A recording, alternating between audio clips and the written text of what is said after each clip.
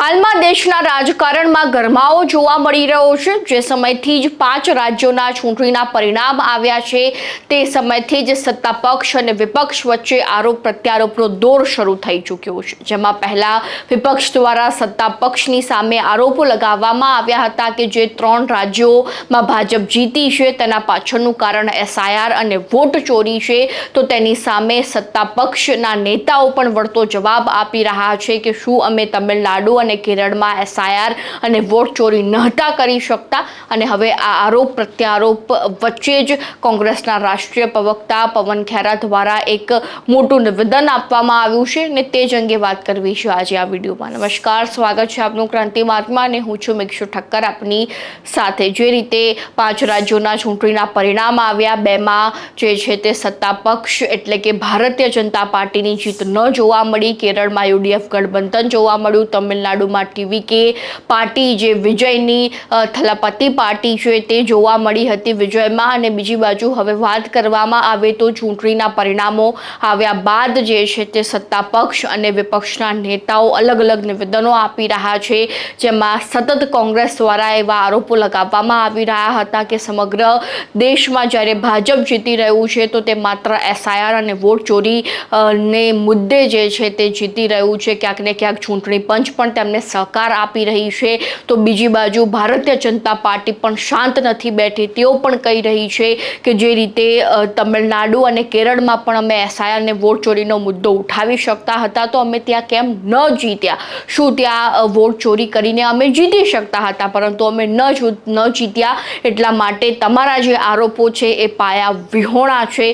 તે રીતની વાત સત્તા પક્ષના નેતાઓ દ્વારા કરવામાં આવી રહી છે અને હવે તે વચ્ચે પવન ખેરા એવું કહી રહ્યા છે કે જે રીતે તમે કમળની વાત કરી રહ્યા છો કે જ્યાં જ્યાં કીચડ હોય છે ત્યાં કમળ ખીલે છે અને આ સમગ્ર મુદ્દે પવન ખેરા શું કહી રહ્યા છે એકવાર તેમની પાસેથી પણ સાંભળી લે। कई लोग कल से पूछ रहे हैं, अरे साहब केरला में तो आप नहीं बोलते वोट चोरी हुई है, SIR हुआ, तमिलनाडु में नहीं बोलते। तो साहब ध्यान से कान खोलकर आप लोग सब सुन लीजिए, आपके माध्यम से कह रहा हूं।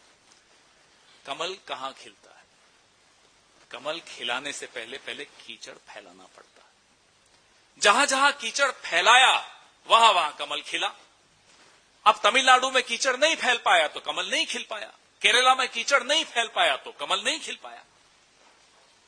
तो ये कह देना कि जहां कांग्रेस जीत जाती है या गठबंधन के साथी जीत जाते हैं वहां तो आप नहीं कहते कि SIR की मार पड़ी या वोट चोरी के माध्यम से कुछ हुआ या ज्ञानादेश हुआ, ज्ञानादेश हो गया, वहां तो नहीं होता।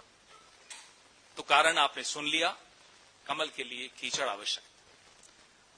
केरला में 1 से 3 सीटें या 2 सीटें जितनी भी अब इनकी बड़ी हैं, हर जगह प्रयास किया जाएगा कि पहले कीचड़ फैलाया जाए। आप इनका टूल किट देख लीजिए, आप इनका मॉडल देख लीजिए, पहले कीचड़ फिर कमल। यही हुआ, यही होगा अगर हम सही वक्त पे हम और आप जागे नहीं तो। જે રીતે વાત કરવામાં આવે તો પવન ખેરા દ્વારા જણાવવામાં આવ્યું છે કે જ્યારે કીચડ હોય છે ત્યાં જ કમળ ખીલે છે। એનો મતલબ એ થાય છે કે જ્યાં તમે હિન્દુ મુસ્લિમ લઈને આવો છો એ એજન્ડા વાળી વાત જ્યારે કરો છો અને જે સ્થાન પર એ એજન્ડા કામયાબ થઈ જાય છે ત્યાં ભારતીય જનતા પાર્ટીની જીત જોવા મળે છે અને જ્યાં એ હિન્દુ મુસ્લિમના એજન્ડા કામ નથી કરતા ત્યાં એ ભાજપ નથી જીતતી, ત્યાં કોંગ્રેસ જીતે છે। આડકતરી રીતે તેમનું કહેવું એ હતું અને જડબાતોડ જવાબ એ રાષ્ટ્રીય પ્રવક્તાએ જે છે તે સત્તા પક્ષના નેતાને આપ્યો હતો કે જ્યારે ચૂંટણી આવે છે ત્યારે હિન્દુ મુસ્લિમની રાજનીતિ શરૂ કરી દેવામાં આવતી હોય છે। જે વિસ્તારોમાં એ અસરકારક રહેતા હોય છે એ એજન્ડાઓ ત્યાં ચોક્કસથી ભાજપને સારા એવા વોટ મળે છે પરંતુ જ્યાં એ એજન્ડા કારગર નથી રહેતા, અસરકારક નથી રહેતા, જ્યાં શિક્ષિત લોકો છે ત્યાં જે છે તે કોંગ્રેસ આવે છે। તે રીતની વાત કોંગ્રેસ દ્વારા સતત કરવામાં આવી રહી છે।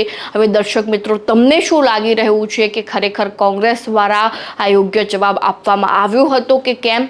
ચોક્કસથી અમારા કોમેન્ટ બોક્સમાં જણાવી દેજો અને ખાસ ક્રાંતિ માર્ગને સબસ્ક્રાઇબ કરવાનું ભૂલતા નહીં।